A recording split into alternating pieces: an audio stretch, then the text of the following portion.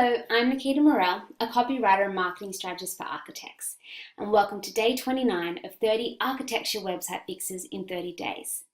So today's fix is a follow-on from yesterday. Yesterday we explored your services page and what you do, and today we'll look at how you do what you do.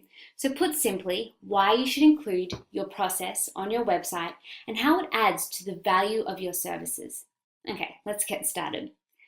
So the what you do is just as important as the how you do it. Why? Because clearly communicating how you do something is a very easy way to add value. If you keep attracting clients who are beating you down on fees or question every line item, it's perhaps because you have not adequately demonstrated the how. Think about it this way. If a prospective client is seeing on your website beautifully photographed buildings, they are not getting a glimpse into how you got to that point. The hours and hours of work and effort, the brainstorming, the drawings, the redrawings, etc., etc.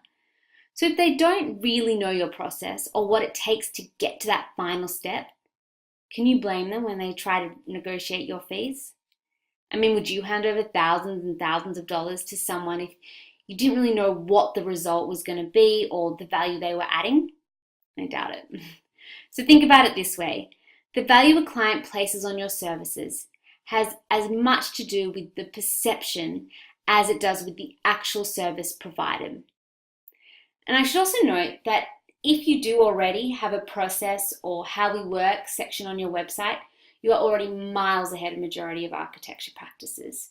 So many architecture practices fail to include this on their website. So I just wanted to show you some examples. This is MCG Architects. Now, as you can see, they've got 5 stages on their process page. You click into the links or you can scroll down to see each of the 5 phases. So they go into a lot of detail. It's very thorough, and I would even say it's a little too much. You don't want to overwhelm your prospective client. Instead, you want to share your process as a means of building trust. Remember to use accessible language and try to use bulleted lists so prospective clients can quickly skim and then inquire if they're interested. So here's another example. This is Hilliard Architects, and they've got a specific page, a how we work page. Again, it's great that they've included this, and they've got 8 steps for their process. And whilst, unlike MCG, a bulleted list is great to format, I also think that they could do with a little bit more of an explanation, even if it's just a sentence or two beneath each of these 8 points. For example, number 3, preparing concept design options. As a prospective client, you might be asking, well, how many design options, or what does the design options actually include? So you need to be careful of questions that are going to be raised, and then of course you need to be answering them with your copy.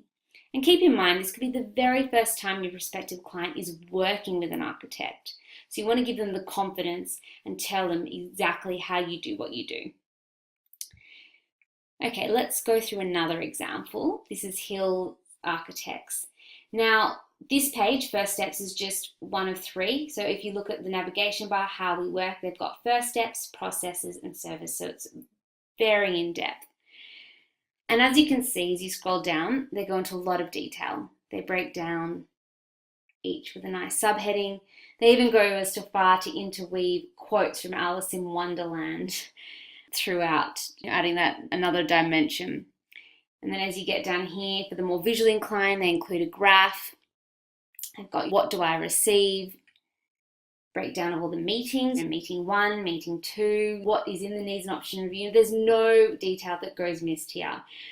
But you immediately get a sense that this practice is honest, transparent, and you can trust them to do a very good and thorough job.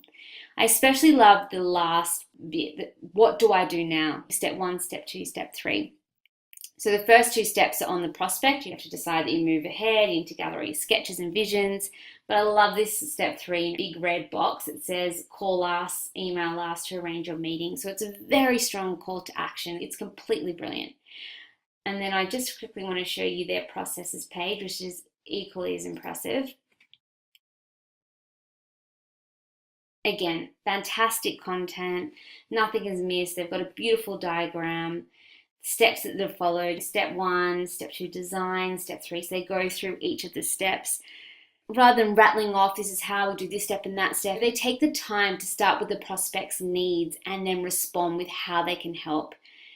And I tell you, 10, 100 bonus points for even including testimonials as well. So they've got quote, bullet point, visual, and then a testimonial. So it's honestly, it's brilliant, so smart. Once they're educating and informing prospective clients on how they work, and this sets boundaries and expectations so you know what to expect and when, and it's beneficial for all parties involved. Here's another example, Ellvio, so beautiful site. They start off with who we are, it's a scroll down site, and then you go into what they stand for, and then bang, how we do it. So what I love is that they've placed just as much importance into the how and who they are as to the how we do it. So as you can see, they've got 5 steps here, each with a beautiful image, and it's written in really great language and accessible language too. Define opportunities as we unpack the stories. You're looking for tension, surprises, and insights. Ideate, protest, and type, and tell the story. So again, you read through it, and the best part is that it fits very nicely into their overall story that they're telling. And number 4, so this is the final one I wanted to show you, is HMH Architecture and Interiors. So as you can see, they present their information in a diagram. So it's almost like a framework, and it's such a clever framework too, as it breaks up what the architect's deliverables are here, and then what the client's deliverables are. And I love the layout of the different stages and the way they note the goal and fee breakdown. So you just know exactly where your money's going. So as you can see, they've got standard phases: conceptual design, schematic design, development, construction docs, construction bidding. It's just beautifully laid out, and it's just so easy for the user, and it just adds so much value as well. And what's important to note is this: they say our industry has been around for a long time, and with that has come some standards for how we practice. So they're acknowledging that the phases may be different across each project, and it's this use of the notion standard. And so with such detailed and easy to understand information, HMH make it very hard for prospective clients to beat them down on fees, and it's all laid out in front of you. There's no room for questioning, and I don't have any hard evidence, but I suspect that HMH get beaten down on fees considerably less than other architects who don't have this type of information or their process openly accessible. And I know you might be watching this thinking, yeah, but all our projects are different. We don't have a set process, but I'm sure if you spend enough time looking at your approach, you'll find there is a common process that is worth communicating to prospective clients. Again, remember, it's about the perception. You want to build that trust and that confidence that comes with hiring your practice.